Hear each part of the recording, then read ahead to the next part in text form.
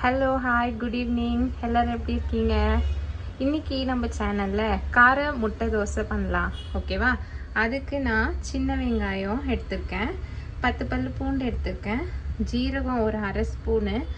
நான் இன்றைக்கி green tomato எடுத்திருக்கேன். நீங்கள் நார்மல் தக்காளி கூட சேர்த்துக்கலாம். அதுக்கப்புறம் காஷ்மீரி மிளகாய் 2, காரத்துக்கு ஒரு காஞ்ச மிளகாய், அதுக்கப்புறமா கொஞ்சோண்டு புளி, தோசை மாவு, 2 முட்டை, உப்பு.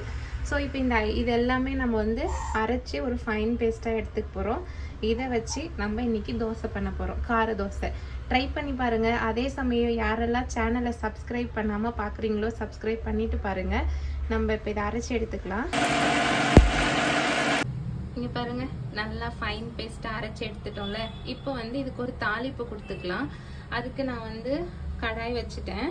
இதில் நல்லெண்ணெய் சேர்க்குறேன். நான் நல்லெண்ணெய் ஒரு ஸ்பூன் சேர்த்துட்டு அந்த அரைச்சி வச்சுருக்க பேஸ்ட்டை நம்ம ஒரு தாளிப்பு கொடுத்து எடுத்துட்டு அதுக்கப்புறம் தோசையில் மிக்ஸ் பண்ணிக்கலாம்.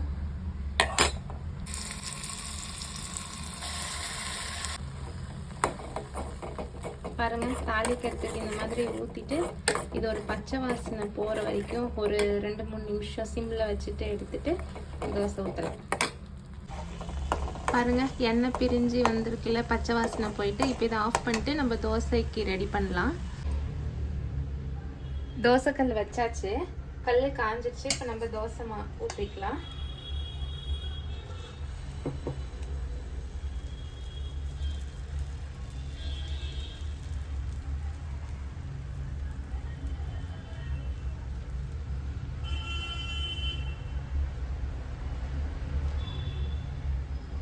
எனக்கு தோசைனா ரொம்ப பிடிக்கும். யாருக்கெல்லாம் தோசை ரொம்ப பிடிக்குமோ இதை ட்ரை பண்ணி பார்த்துட்டு எனக்கு கமெண்ட்ல சொல்லுங்கள். இப்போ அது போட்ட உடனே நம்ம முட்டை போட்டுக்கலாம்.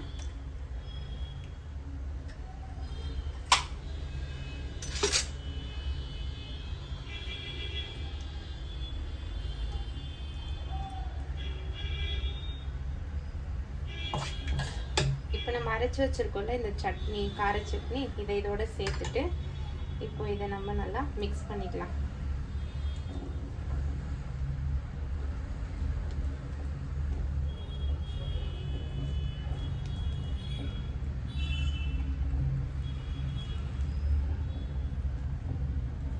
எல்லா பக்கமும் நல்லா இப்படி போகிற மாதிரி மிக்ஸ் பண்ணி விட்டுட்டு இதை சிம்மில் வச்சுட்டு பிளேட் போட்டு மூடி வைக்கணும்.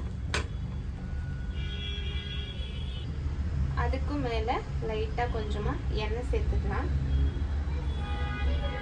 எண்ணெய் சேர்த்துட்டு இதை ஒரு பிளேட் போட்டு மூடி வைக்கலாம். சிம்மில் வைங்க, இல்லைன்னா தீஞ்சிரும்.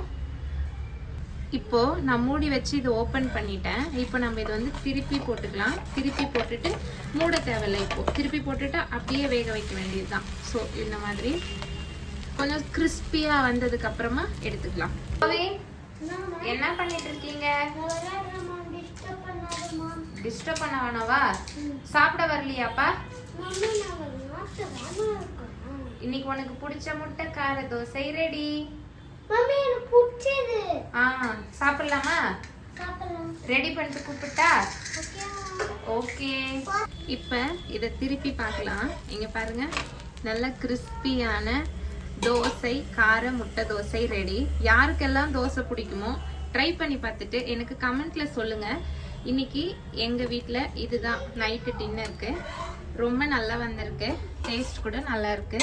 நீங்களும் ட்ரை பண்ணி பார்த்துட்டு கமெண்ட்ல சொல்லுங்கள். நெக்ஸ்ட் ஒரு வீடியோவில் பார்க்கலாம். பாய் பாய்.